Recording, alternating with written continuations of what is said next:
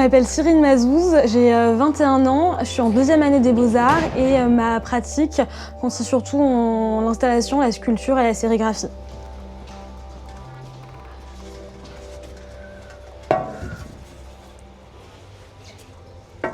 Je suis vachement influencée par tout ce qui est très banal. En ce moment, par exemple, j'ai une obsession pour les emojis. Je pense que c'est la forme que je vois le plus tous les jours. Et j'aime bien ce truc presque de figure pauvre. J'aime pas qu'on puisse dire que quelque chose est plus noble qu'une autre ou qu'une forme n'est pas légitime, etc. Je pense que ce truc de légitimité au quotidien, ça me touche beaucoup. Et puis en plus, j'ai grandi dans un endroit j'ai grandi à Dubaï. Et donc en fait, c'est un pays qui était tellement neuf que j'ai grandi avec aucune forme réelle du quotidien. Et quand je suis arrivée à Paris, j'ai découvert tous ces trucs très bruts. Et ça m'a complètement chamboulée. Et j'adore jouer avec tout ça.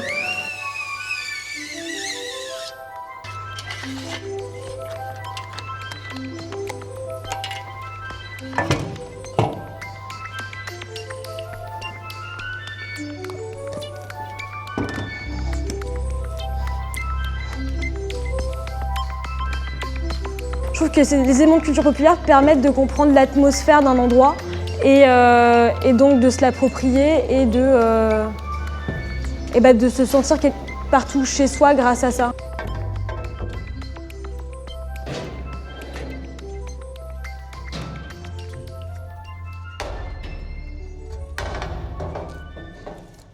En fait, le fait d'avoir autant voyagé et de ne pas avoir eu de point d'ancrage j'ai grandi en Algérie, mais pendant 1 an, quand j'avais 1 an.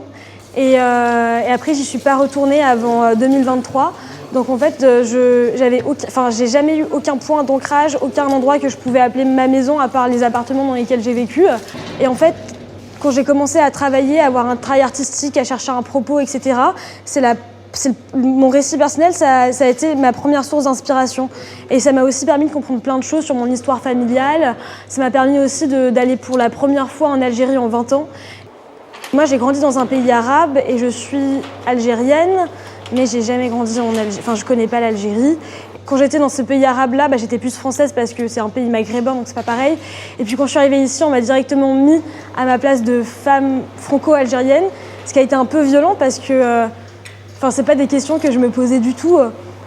D'ailleurs, c'est des questions qu'on m'a jamais posées. Je pense que c'était aussi l'avantage de grandir dans des milieux très cosmopolites d'une certaine manière.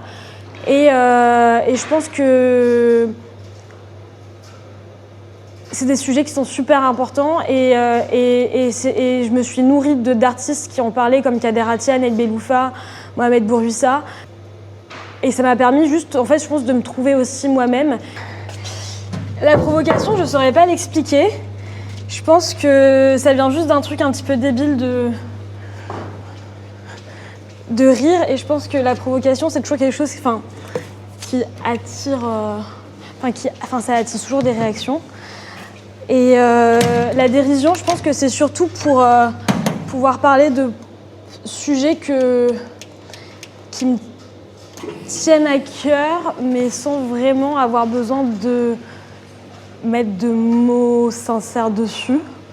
Je pense que c'est une manière de me cacher.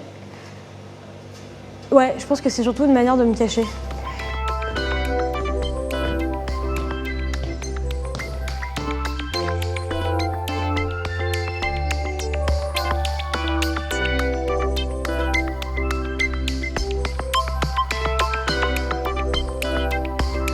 Et en fait, j'ai trouvé dans la maison de mon grand-père qu'il y avait plein de pellicules qui étaient toutes périmées depuis 2004.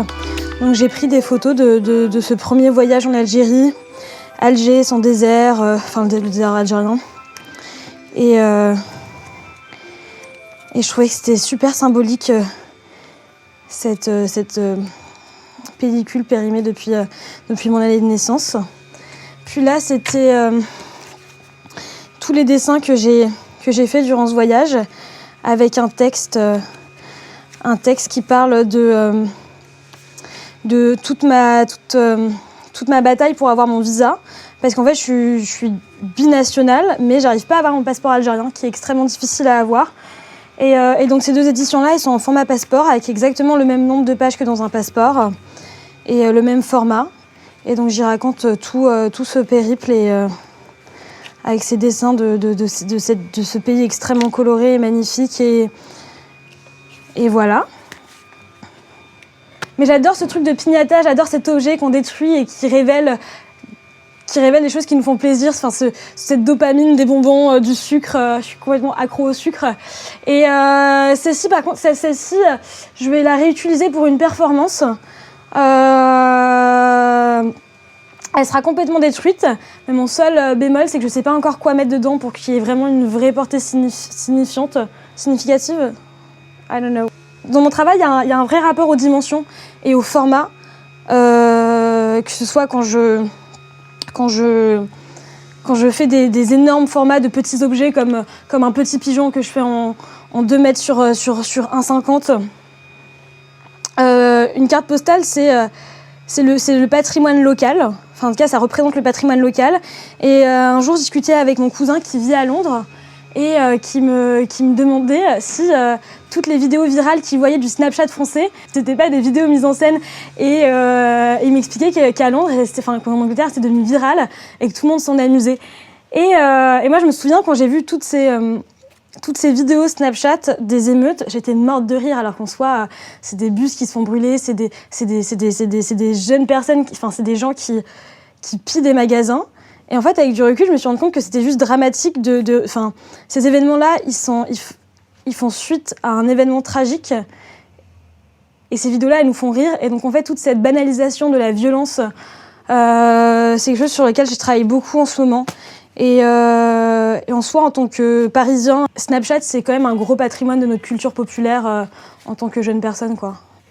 Et donc, c'est un projet que j'aimerais bien poursuivre.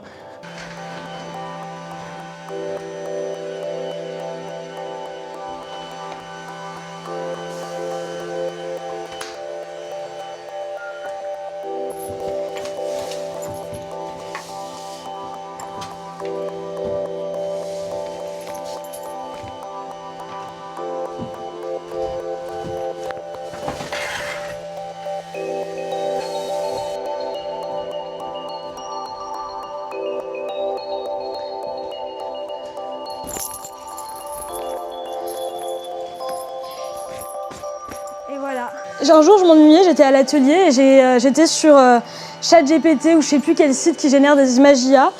Et j'ai demandé à l'IA de me faire une femme de figure d'autorité.